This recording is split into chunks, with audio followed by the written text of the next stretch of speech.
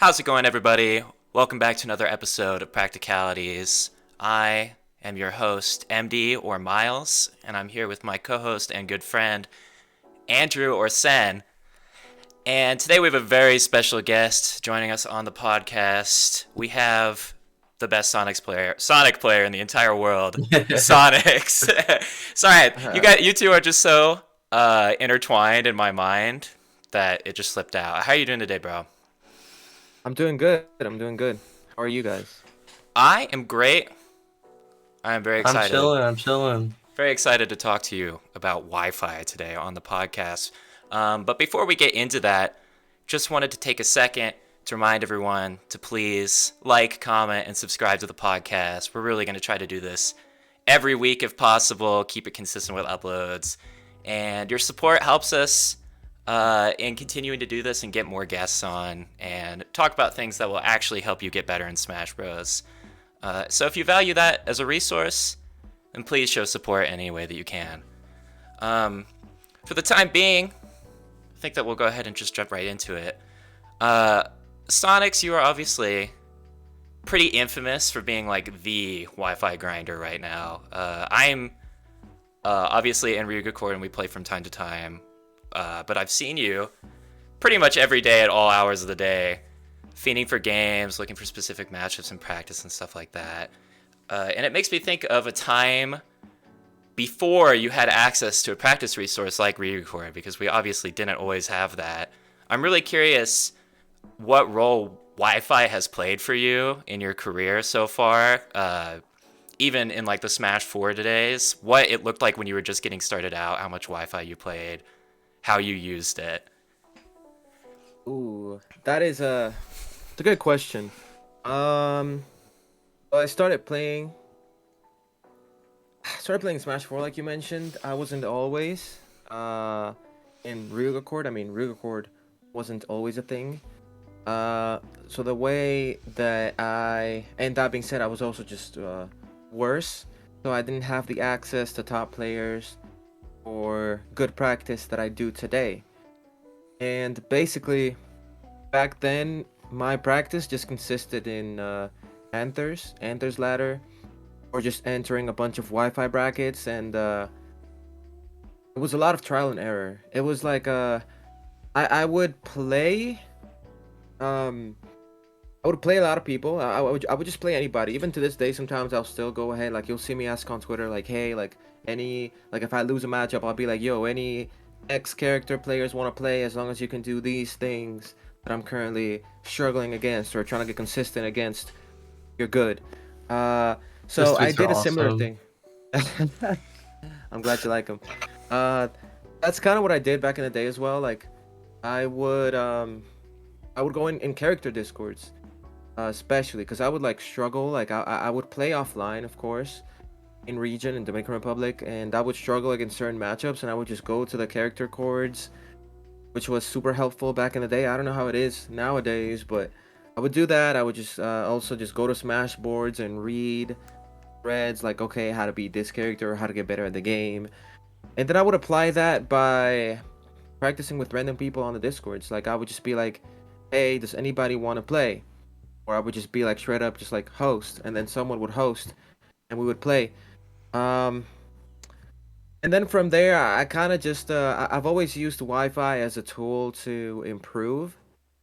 um and I guess I looked at it in the form of a ladder in a sense, because like I said, like I didn't always have access to these good players, so I had to start off like, you know, very I don't want to say like playing low level players, because they were good, especially at the time for me. Like they were really good, but like lower levels, not necessarily low level, but lower levels that like what I play against today for sure. And crews were very popular back in the day, crew battles, online crew battles, and so I would always look at crew battles, or crews rather, and see that most of them had a top player. It would just be like a bunch of people that you didn't recognize, but were good, and then they just had like this super top player And so I was like, huh, if I can get into one of these crews, maybe I'll be able to play with one of these players. That was not the case.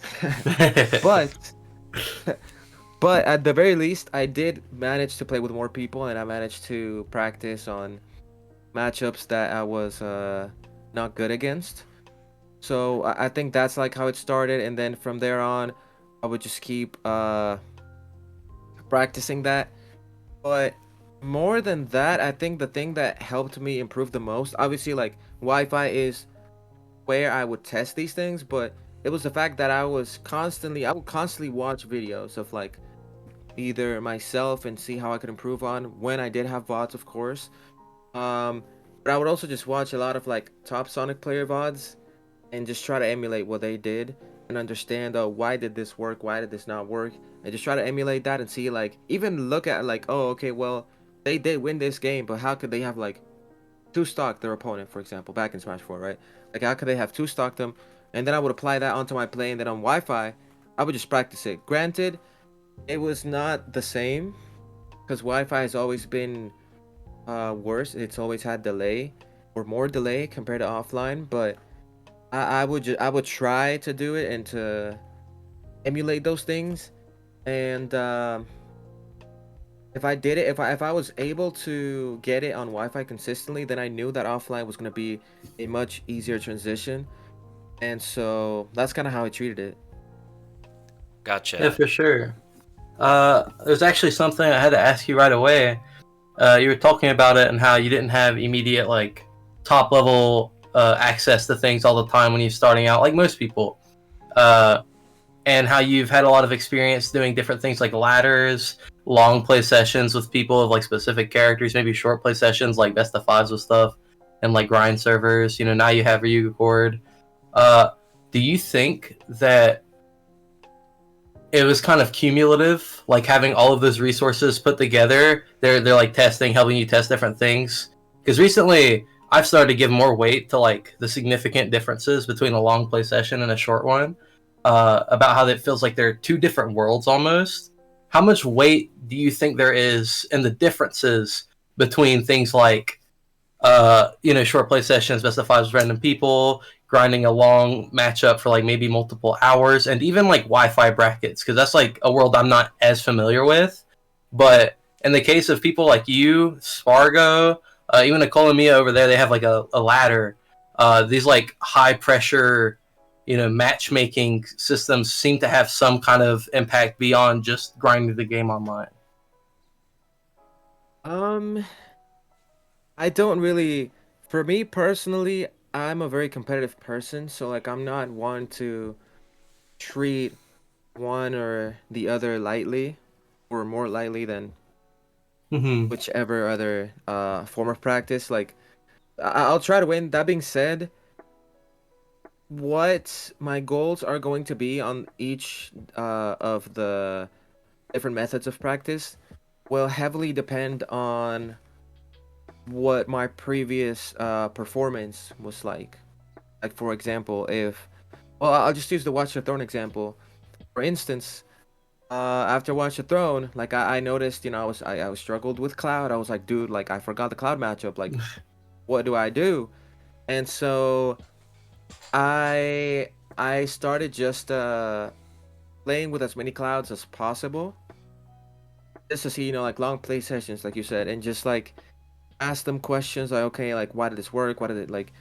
What could you have done there? Like, could you have not done anything here? Was that just a checkmate situation, etc.? Just like try to get information from them and see, and really work towards building a plan on how to beat that character or how to like beat a specific situation. So it really depends. Like if my goal is to learn a matchup, then I'll just do long play sessions.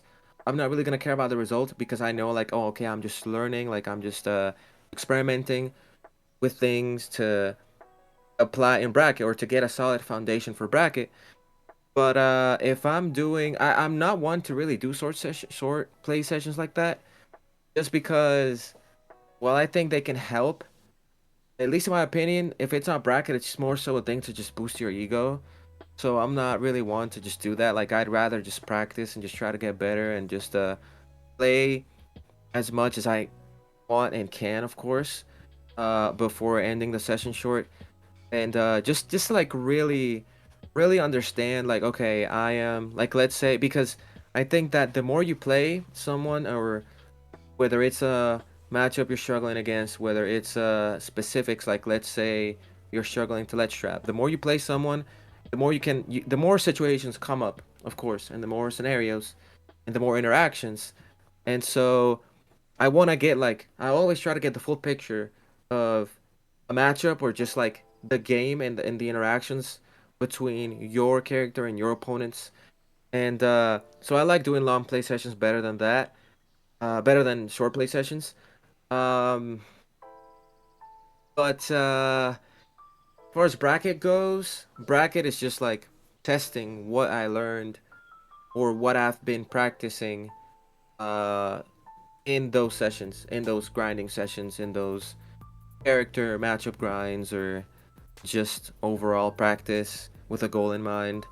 Uh, so yeah, but it's still kind of similar though, and it's just like it's a vicious cycle, because you you play in a bracket, or I play in a bracket, right? Like my case, I play in a bracket, uh I finish it, and then I'll just like look back on it and see, okay, what did I miss? What are things that could be better? What were some common misinputs? Or even if they're not common, what were the misinputs that I got? And then I'll just like go to training mode, uh practice getting those inputs right, practice getting the punishes on whatever that I'm struggling against, right? Um, what's it called?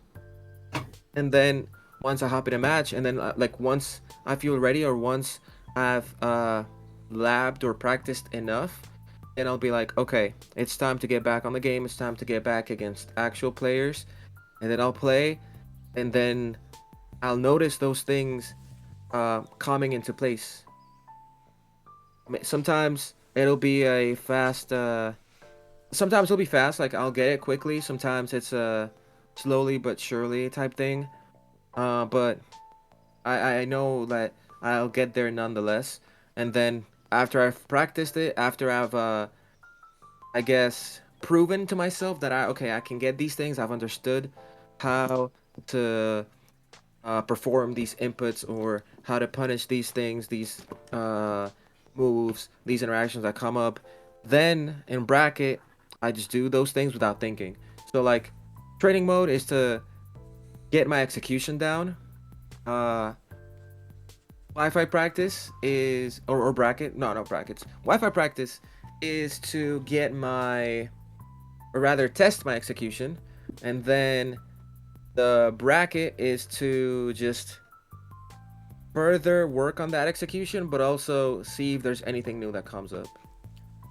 Right. So to sort of summarize what you're saying, short play for you, be it Wi-Fi brackets or otherwise, is sort of more of a way to benchmark yourself, and then long play is where you actually do the development. Do I have that right? Yes. So Yes. where do you think something like Smash Bros falls in on that spectrum? Because obviously, with something like Smash Bros, you don't really have the full stakes of a normal bracket. You're not playing for anything other than fake internet points. But at the same time, it's not really enabling you to really spend a long time working out the kinks and figuring out what's going wrong. And there's obviously some merit to playing in a ladder like that, because that's what all the Japanese players swear by. So I'm interested to hear what you think Smash Pros and other ladders similar to that, like Anthers, could possibly fill for your practice.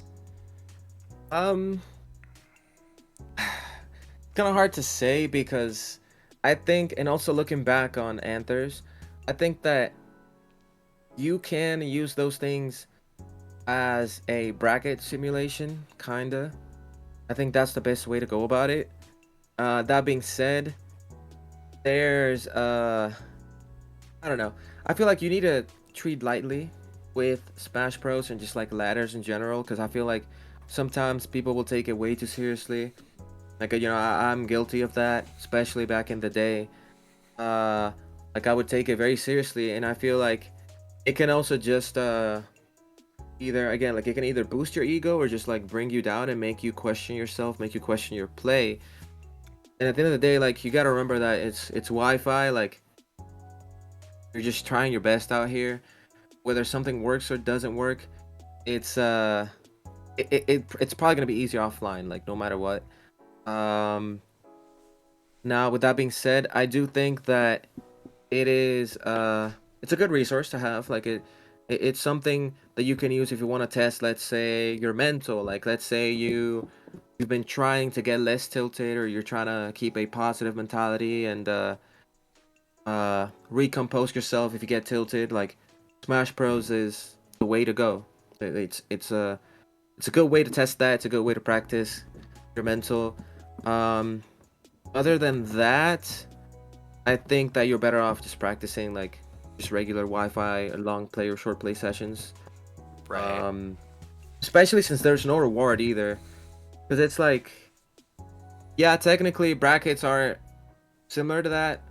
Um, but at the same time, there's reward. You can also just like bot review from it. It's off. Well, I guess it can be online too, but there's a. I feel like there's more stakes at line. But I do think, like, nonetheless, I do think that Smash Bros is a good resource to have, and it can help with like simulating a bracket experience and to prepare you on how to deal with an actual bracket. Right. Yeah. So something I'm getting a lot from this, and please feel free to correct me if you think I'm like taking this the wrong way, but I think that from what I'm understanding, a lot of the time this improvement cycle that people get so stuck up on, confused about like what's helping me, how's it helping me, uh, I think it has a lot more to do with your balance, how you can play Wi-Fi and work with yourself to work on like things like the matchups, not get super stuck on like ego, my internet points. You know, I won the 2 sets on Smash Ladders kind of thing. You are talking about this shit like it's your craft, like it's your essence, and it is, right? You have this almost routine of I'm gonna look at these things, review what can I put into my gameplay, what's good here. You know, always asking questions, trying to complete some of your own like understanding of a situation, a matchup, whatever it may be. And then you want to go test it. And on longer play sessions are going to be more suited to that. You know how to maximize that. You know how to work with yourself for that. And I don't know if everybody is, as I'm looking for a word here, like capable of being aware of all those things. Like I've had plenty of trouble trying to get the most out of my sessions, whether it be like short play, some kind of ladder thing, or just grinding a matchup with somebody.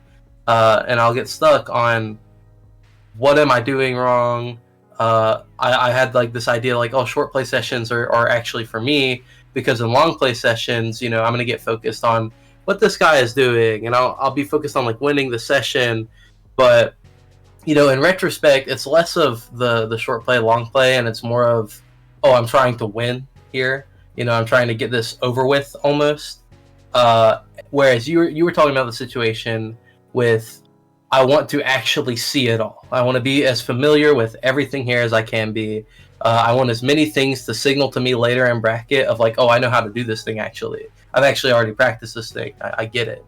I think that finding that balance and working with yourself to understand how to best use Wi-Fi, where the shortcomings of Wi-Fi versus offline actually are, and you know, making sure that you're always getting something from the practice that you're doing.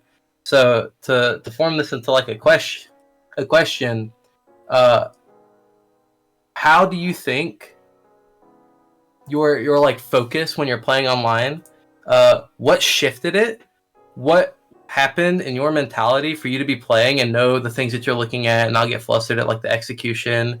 Know what practice feels meaningful, I guess, because a lot of times, you know, in my experience and many others, you're playing and you'll just get like distracted, almost like mad about the fact that you can't execute something. You see people talk about how, oh, this isn't real offline. Like you can't actually do this offline. This is like a Wi-Fi tactic, even though you see it offline all the time. Like a lot of these things actually show up in both spots. You do what you like learn how to do. But for someone like you, who's been grinding Wi-Fi for like the entire life of this game actually, and getting the most out of it. Was that like something you had to kind of mess up, go through a lot, figure out how do I actually use this for myself? What do I do here? Um, I mean, yeah, I definitely wasn't always like this, or didn't always have this mentality of like learning, of using Wi-Fi to learn. Especially considering that back in the day, Wi-Fi was all I had for the most part. Like Yeah. Wi-Fi, yeah. So like I couldn't travel like that, so I was trying to get my name out there through Wi-Fi. That being said, what changed? Well, my coach has helped me a lot with that. Shout out to Tony. Shout out Shout Tony. He's helped me. outs. He's helped me a lot with that. I think that also it's just a matter of like, yeah, winning is good and all, but you also need to know why you're winning or why you're losing. And like if you're winning, right, and you want to further expand on that and like say, oh, okay, well, if I'm winning because of this, then I need to be doing more of this. Or if I'm winning, but I could be winning harder, then I can look at the holes in my play or the holes in my opponent's play that I'm not necessarily punishing. And if the question is, why am I losing? Then you want to look at like why you're losing the most interactions, like why are you losing? Why are you getting hit by something by 50-50? Like what can you do instead? So it's a matter because it's like it's a game where you, yes, the game is different, or it can be different online and offline, but at the end of the day, like it's still the same game. There's still the same interactions that are gonna come up. Whether or not you're gonna have an easier time punishing it offline, that's a different story. But it's still the same interactions, and I know what you mean when you say, "Oh, this wouldn't work offline. This is this, this is that." And it's easy to get into that mentality of like, "Oh man, this is just Wi-Fi. This is a Wi-Fi thing."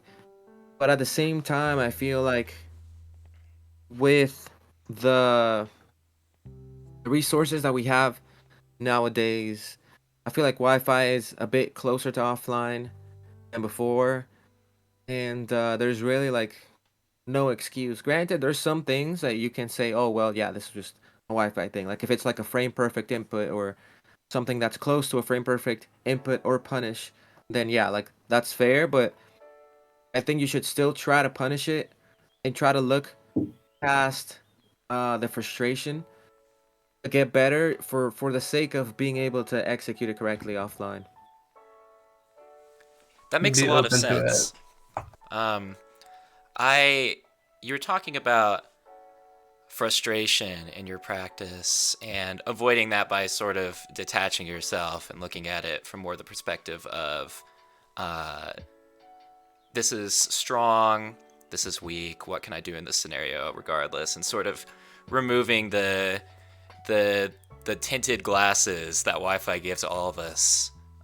And I think a big part of that has also the frustration around Wi-Fi not being ideal for most has sort of made it easy for people to dismiss it as worthwhile practice. And I know a lot of the very top, the very best players in Ultimate wouldn't touch Wi-Fi, with a 10-foot pole. And I was just curious, how much of a detriment do you think that is for the average top player to avoid Wi-Fi entirely out of pride or otherwise? And do you think that a player like, say, Light, Leo, someone who isn't particularly reliant on Wi-Fi, would stand to benefit a lot from jumping on that grind, or is it really more contextual for everyone? I think that anybody would benefit from playing Wi-Fi. Um, Mainly because no matter how good your region is, it's never gonna have, let's say, top representatives of every character. And as a competitor, you want to be prepared for every possible outcome for every possible character that you might play in bracket.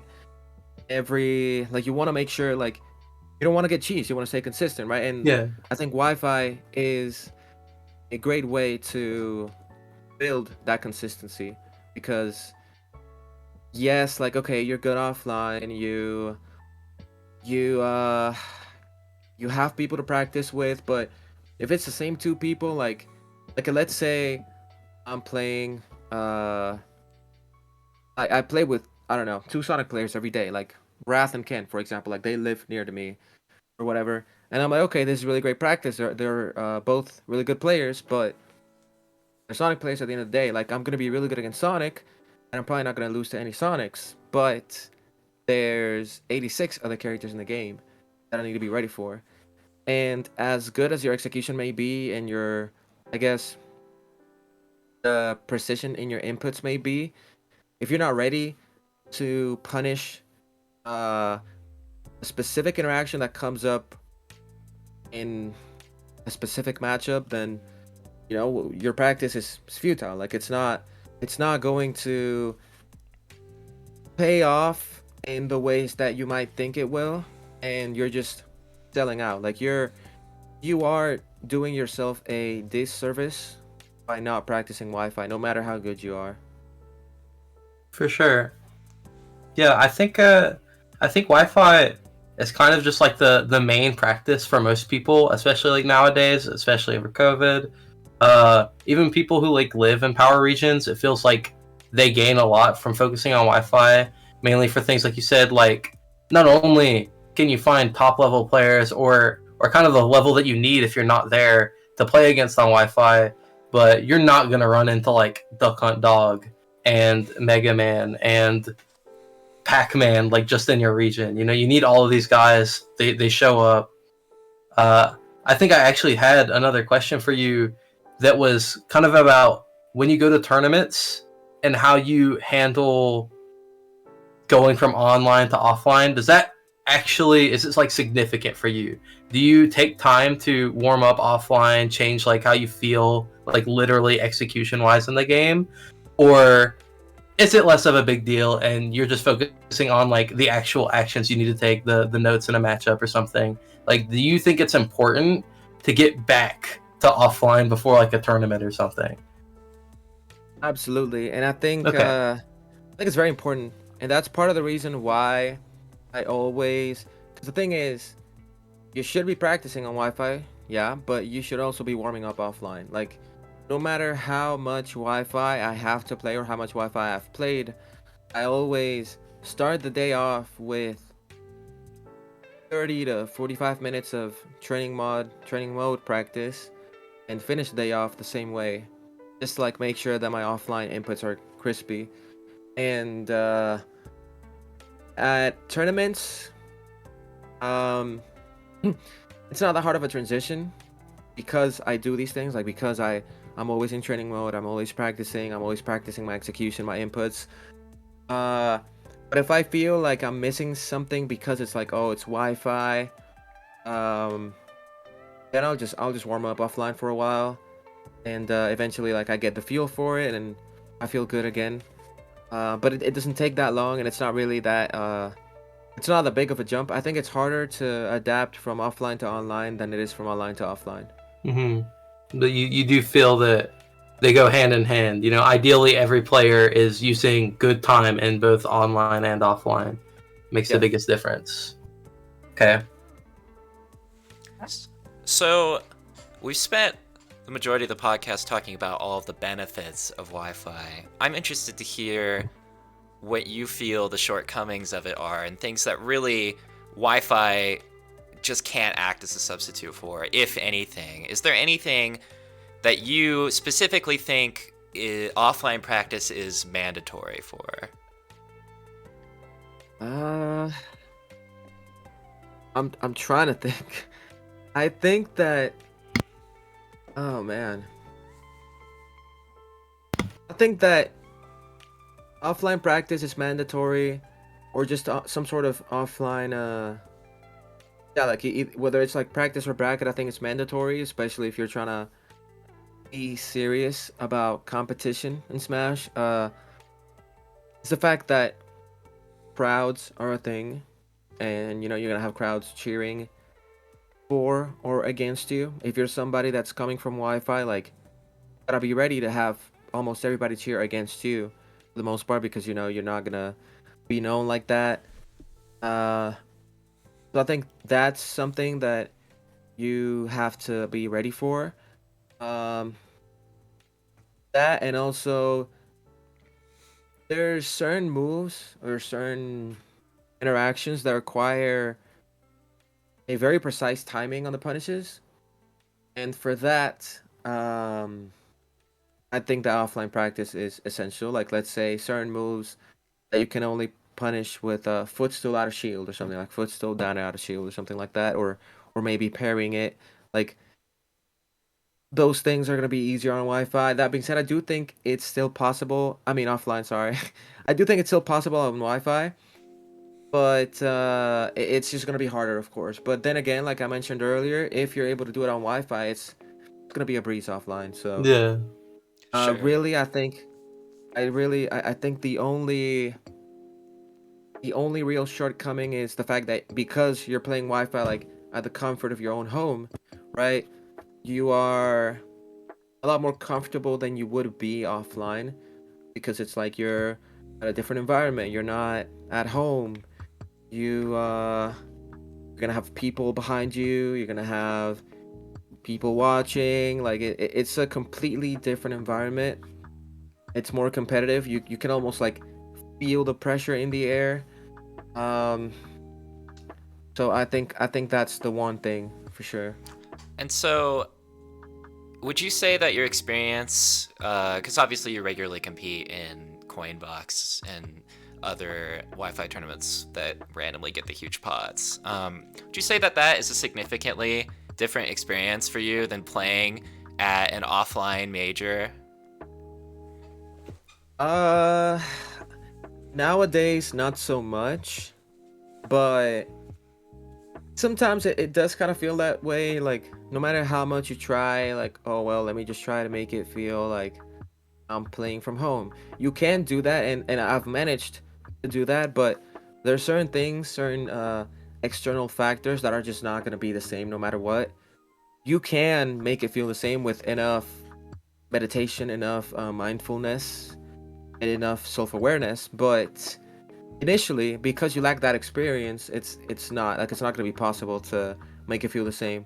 Now in my personal experience nowadays it does feel the same because it's like oh well like I play these people in Coinbox anyway for the most part, or I'm used to handling nerves or dealing with myself losing composure, so I know how to do it offline.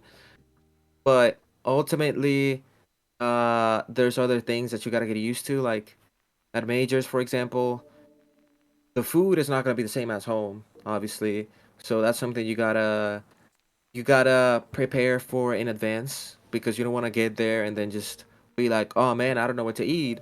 Let me just grab McDonald's, and then the next day you're just having a bad time mid bracket. Things So start going south. yeah. Those bathroom lines can be brutal at some of those venues. We hit Oh on that on yeah. the last episode. Yeah, we were talking in our last episode about a lot of the things that you just touched on, with your mindfulness and other areas of preparation for tournaments that comes down to like literally the physical environment that you're in. And obviously, it can be really difficult to get that same experience from playing on Wi-Fi. So I'm curious about what specifically from playing in Wi-Fi brackets has been transferable to playing in an actual bracket at a major, even before you were already accustomed to regularly traveling. Because obviously before COVID, you'd only been to a handful of majors, if that, in the United States. I'm curious as to when you sat down at like Genesis 6 or something like that, what was actually transferable from your experience playing in Wi-Fi tournaments? Oh, I mean, I would say most of my inputs were the same. Like, it, I don't know. It's weird because like back then I didn't really think about those things. If anything, I thought to myself, "Oh, Wi-Fi is the same as offline." Like, you know, so I didn't really think about those things like that. I want to say, huh. So there were some things that were transferable, however, such as the mindset. Of course, I think it's like, it's that same mindset of like, okay, I want to win. I want to just execute my game plan and focus on punishing my opponent's habits. So that will transfer, of course. Your habits. If you have bad habits, especially bad habits formed due to Wi-Fi or due to the fact that they were harder to punish on Wi-Fi, you're gonna have those same bad habits offline. Um, Honestly, I think for the most part, everything just transfers, like at least from your play, because especially like if you don't know any better, if Wi-Fi is all you're used to, then you're gonna come into offline like with those same bad habits that you have on Wi-Fi, or in general those same setups, those same uh decision making, that same decision making that you form on Wi-Fi. Uh, so I think that that's something for sure, and also just the way you view the game. Your mentality is also the same. Like if your mentality, if you're getting really mad while playing Wi-Fi, you're probably gonna get really mad playing offline as well, especially if it's like the same interactions that come up. Uh, Other than that, I think that. Mm, Other than that, I mean, obviously, like the habit of banning, like okay, like rock paper scissors shoot, you're gonna ban.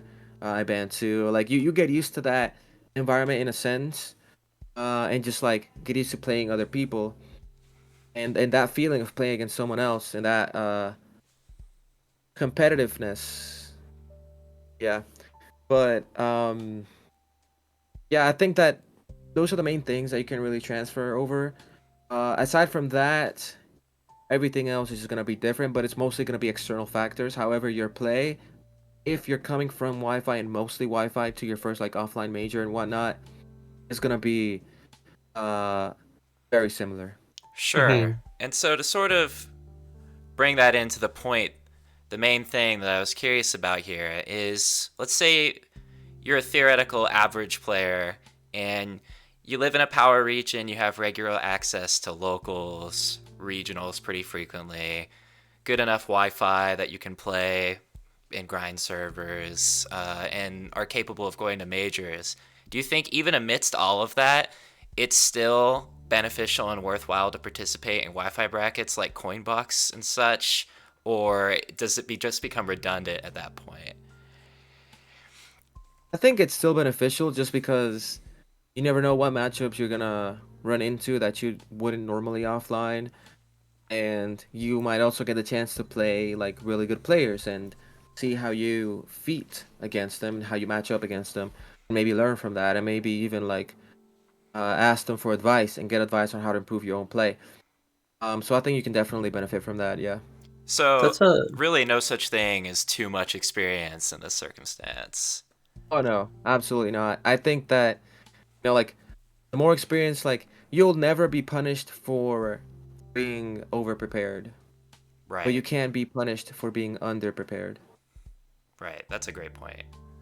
It's actually like something else that I just realized. Another benefit of Wi-Fi is that it's a real thing that some regions kind of have like a play style to them, and it's not always the most like easy to diagnose thing.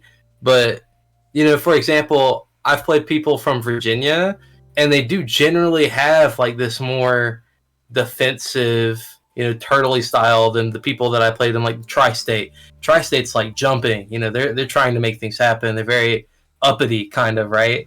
And on Wi-Fi, you don't know what you're gonna get. You get a lot of things from different places that prepares you for other people's different kind of problem solving.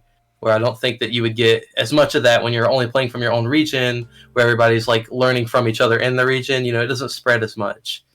I think that could be good for it. Oh yeah. Uh, Oh yeah. Sorry. Go ahead. yeah. No, I like that. I like things like that. I remember I was watching. It might have actually been Coach's Corner, and they were talking about strengths of like Japan and stuff like that, and about how back in Europe, Mr. R would come to the U.S., play Smash 4 in the U.S. All the crazy players come back, and teach the things that he learned from those experiences to like the Netherlands, and that would spread throughout Europe. And then Japan is so strong because they have like the Wi-Fi network that all of them can play. It's pretty strong and suitable there, anyways. And then the regions of Japan are so condensed that all of them learning different things, and then they just like spread it to everyone else. It's kind of tightly knit. Information gets around fast. Whereas if you are not including Wi-Fi in your practice and you're just playing like kind of locally around your region, there's so many things that probably won't even come into your bubble of knowledge. You won't have a lot of practice with. It won't be easy to just like look at and understand because you haven't seen it before. I feel like that's like an underappreciated strength of Wi-Fi, just new kinds of players. Yeah, definitely. I think that's like the main thing for me, honestly. Because it just, again, like it prepares you for everything. Like you said, it prepares you for different play styles, different characters. And the thing is, you might say, well, when am I gonna like realistically play a I don't know, a banjo in bracket? And it's like, sure, there aren't many banjo and kazooie players. I might have lost the But banjo at my last tournament. You get Whompy in your Oh. bracket. damn. But go ahead. Sorry about that. But yeah, like you may say, well, like what are the odds of this happening? And it's like, well, they may be very low. They're still there, and if it does happen, like you're probably gonna lose if you don't have that practice. Like it happened to me before. I also lost to Terror Bear the first time I played. That was like the first time I played a good banjo in bracket ever, and I was just lost. I thought I knew how to deal with certain things, but I just didn't. And I was just getting beat by generic banjo gameplay, and I was like, okay, like I need to work on this matchup. and that's really when I realized that, because back in the day, it's so easy to get caught up in like, oh, I'll just better play them. Nah, I don't need to practice that because I'm the better player. I should win. Like if they're not gonna cheese me if I avoid their cheese, whatever. But it's like there's just so many characters in this game, man. There's so many characters. There's so many interactions. There's so much nuance to set interactions that you just need to be ready for it. So it's yeah, like Wi-Fi can serve as that tool to get better at those matchups and just to, again, like build that consistency. Make sure you don't lose to banjo again or lose to whatever character. Like you basically make sure you don't get caught off guard. Yeah, cover your bases. It's always worth the effort. It's always that extra like percentile of being more prepared. It's like it is contributing. It's helpful. Right. And preparedness is, like what makes you the better player. Like that's how you better player people, is by a lot of the time being more prepared for them than you are or you're more prepared for them than they are for you. Sorry, I confused myself there. And I think that's definitely especially true when you play a character like Banjo or even like Sonic, where if you don't know what's going on, like you're going to get steamrolled, guaranteed. And not to call anyone out, of course, but it's very obvious when you see it at the top level when someone it literally has no idea what's going on. And even at the absolute highest levels of play, you'll see players of similar skill, of similar perceived skill levels steamroll each other. And what makes the difference there a lot of the time is your preparedness. And there is just legitimately not a better resource for ensuring you're prepared than Wi-Fi. It really is the all-encompassing. If you're decently connected or know how to find the right people, then you can really use it to ensure that you have that preparedness advantage over everyone. Andrew, do you have anything to add to this topic before we move on? I don't have a ton of other questions. I wanted to say one thing that I liked that I didn't really say in the moment was when you were talking about ladders and short play, you mentioned the benefit of something like Smash Bros for your mentality. That's not something I've given a ton of thought to myself. I've compared like Wi-Fi brackets and stuff. You can get used to pressure and things like that. But especially for something like trying to beat your tilt or anxiety, being able to step back and look at the game, I think it's cool to have something with some kind of stakes like the Wi-Fi ELO points. for your mental. And I don't know, I just thought that was cool. It's nothing I've really given thought to. You were talking about the long play sessions, and I was like, yeah, I kind of agree. So why did I felt like the short play sessions were more helpful to me at some point, outside of maybe not being able to step back as much as I would have liked to. And I think that a lot of it is having something like that to control how you respond to things, to not tilt, to not tunnel vision and focus on the game itself. What can I do here? It just like gives you, I guess, a chance of reflection to like see what's going on. And when there's stakes there, it's like this imaginary pressure. You're more likely to tilt on Smash Bros. Than in a lobby with somebody that you're just playing games with. And I just thought that was cool. I wanted to bring it up again because I'm probably going to be thinking about it for at least a little bit. But that's about all. I don't got much else to say. I think we covered a lot of bases. I think it's kind of unanimous here that Wi-Fi plays such a big part for anybody willing to learn and take in more information. It pushes us closer to that theoretical, like, perfect gameplay that we want to get to. And I don't think it'll ever not be something that's like awesome for growth. There's so much potential, and the idea of just playing with random people across the planet who also want to be good. So Yeah. I think it was good. So I have one more thing, one more theoretical that I'd like to touch on with you, Sonix, before we wrap up. Let's say you were in the same exact circumstances, a new player in the Dominican with no regular access to majors, not in a power region, things like that. And, let's put you back in the shoes of little Sonix, right when you're starting out, presumably in Smash 4. I think you were 3DS, right? You were a 3DS player. Yeah, I was. Yeah. J Mafia talked about that all the time. He loved talking about I'm a 3DS game. I'm a kill prophet. All I hear is 3DS gang. Yeah, 3DS gang. So let's say that you're in that theoretical situation again. Let's view it like a roadmap. What would you do now, knowing what you do about the power Wi-Fi that you didn't do back then? Oh, I think I definitely would have. It's hard to say because I feel like I did most of the things I do now. It was just a different. It was a different. I guess order maybe, or maybe it was a subconscious thing. But I tried. That being said, back then, I mean, what would I do? Let me see. Let me just go straight to the point. I would definitely play a lot. Uh, Play a lot and care a little less about winning because I feel like back then, so like drop my ego, kinda not entirely because I think ego is important to compete up to a certain point. But I would drop my ego for the most part, and I would just focus on really like learning. I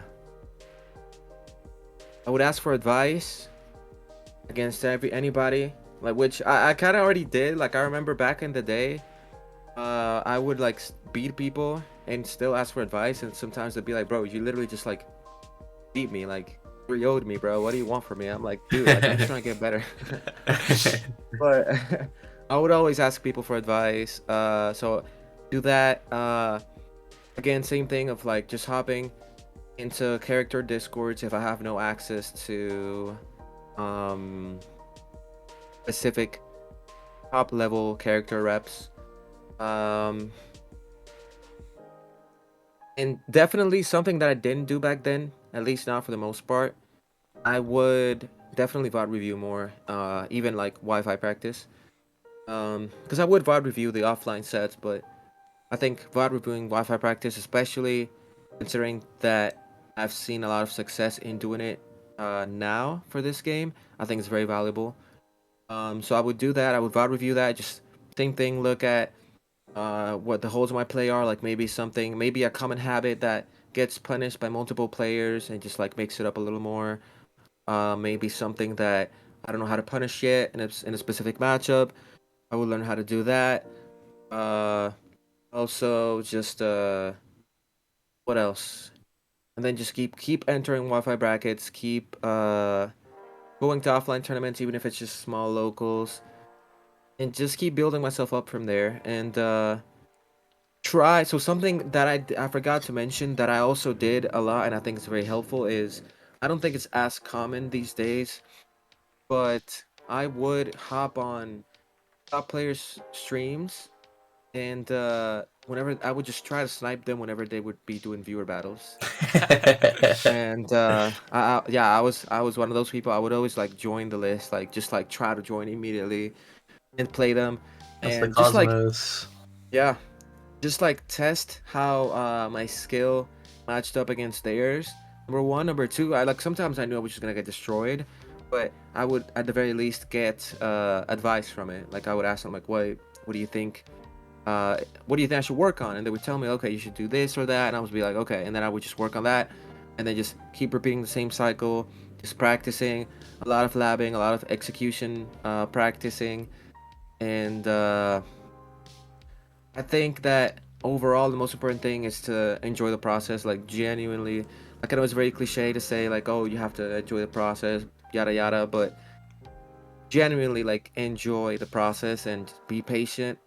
That was another thing. You gotta be patient. You gotta have fun. Just have fun. You're playing a game at the end of the day, whether or not you want to make that your life, your job, or whatever. Like it's still a game that it's meant to be fun. So enjoy. It sounds like, if anything, you actually have a greater appreciation and you use Wi-Fi more often now than you did when it was kind of your only option. Uh, that just speaks to the success that it brings you and the utility in it. About how, like, honestly, the practice is the practice. Like, it's in the game. You're still playing the same game. It doesn't change, even if you're in front of 2,000 people in a crowd playing against some other guy who plays a lot. It's still Smash Bros. It's the game you've been practicing. I think we could all appreciate it a little more. Trust the process. That's an important thing to remember. Corny or not, cliche or not, it's easy to not trust it, and that's usually where problems like come up. I think trusting the process is mandatory. You have to. That's how you trust that any kind of preparedness, your work is coming through somewhere, and then you feel more enticed to work more. You feel like you continue the cycle. It becomes a healthy thing. Right, and it really is like it. Everyone knows like that guy who's like, I am not playing Wi-Fi. It's terrible. It sucks.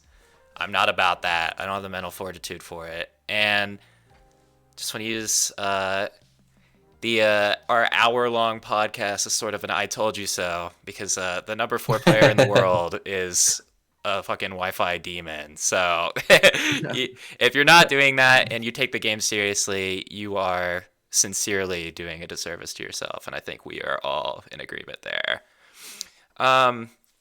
With that, I think we're ready to wrap up unless anyone has any closing thoughts or statements. Um, I want to add something just because like I feel like there's this misconception around me in terms of like, oh, maybe like, yeah, Sonic's always played Wi-Fi, but like, yeah, Sonic is just broken on Wi-Fi, or like Sonic has always been good. Like, dude, like like when I say trust the process, like I mean it because when I first started traveling for the game, um, I got 25th. Like my first ever tournament, was Shine 2017, which it was not bad. It was not bad, but it was definitely like I definitely wanted more, and I was like, man, like I lost to people that I thought I could have beaten, and so it kind of like puts you down. And then from there on, I got 25th at Genesis 6, so I'm like, okay, at least I'm consistent. And then from there on, like I got worse placements. Like I think it was 49th at Congo Saga. No, I got 65th at SmashCon, and then 49th at Congo Saga. And then Wi-Fi came along, and I was jarring in pools and Ifu Wars, just like getting like cheesed by Wii Fits or characters that I wasn't familiar with. And it's like at some point, like it's very easy to be like I got really really sad about it and just thought to myself, man, like what am I even doing here, man? Like, but like I just kept working at it. I just kept practicing. So like I guess the message is a tournament performance does not define you. So yeah, like just keep playing. Eventually your time will come. Like as long as you put in the work, it's only a matter of when and not if. Words to live by, genuinely. Very, very important to trust the process. Andrew, do Very you have anything to end inspiring. on? I don't got much to say. It was a pleasure to have you on. One of my favorite top players. I think many of us look at you as like you're inspiring. We love to see hard work pay off. It's like a constant on the planet. Everyone loves to see effort actually lead to something. And you sitting here telling us about how important it is to trust the process and all the effort that you do. I think that does nothing but good things for us and anyone who's listening. Absolutely. And I really, just as a quick aside, if you told me like in 2019, 2020 that like I would ever be, and this is hater shit, just prefacing that I would ever be rooting for Sonic and Ultimate, I would have called you fucking crazy. And then I was watching Port Bro, and that grand set, I was like yelling. I was like, yes! Oh my god! It really shows that at the end of the day, the ultimate enemy is Mr. Game & Watch. But yeah, seriously, it is really just like that is the story that people want to get behind, and seeing all of your work pan out so well for you over the last few years is really like it gives you that feeling of like I could do that, and that is comforting, especially when you'd see there's a weird like status quo of seeing the same people dominate tournaments for like 10 years in a row with like Leo, DeBuzz, the Smash 4 and Brawl Vets. You know, they were sort of the top players, and now we're really finally starting to see like the new generation with you, Spargo, Akla, Mia, and stuff. So that really makes it feel like it's possible for anyone with the right amount of work to sort of break into the top level. So that's really cool. We like it. Yeah. We like it. Big. Absolutely. No, thank you. Thank you guys for having me. I respect the My fault. I appreciate the effort you guys are putting together with this podcast. So I wish you guys nothing but the best. Seriously. Thank you. Thanks so much. And with that, just gonna get our outro out of the way real quick. If you enjoyed the podcast, once again, remember like, comment, and subscribe. All of it goes a long way in helping us reach more people. And the more people we reach, the more people we'll have on Wi-Fi, and you'll have more people to play with down the line. So it really is an investment in yourself to like the podcast. You're kind of good at this. If you enjoy the sound of our voices, we're both on Twitter. My @ is CXEMDY, and Andrew's is SenPunchy, SENNPUNCHY, and the account for our podcast is @practical_SSB. All of the links, of course, will be in the description as always. Sonix, do you have anything that you'd like to plug before we call it a day? Follow me on Twitter @Ultimate Sonix. I also do Metafy coaching lessons, specifically after LMBM, and Twitch @SonixSC. And of course, I know you guys already said it, but make sure to subscribe to the channel and leave a like. Hell yeah. Thanks so much for watching, guys. It's been a blast.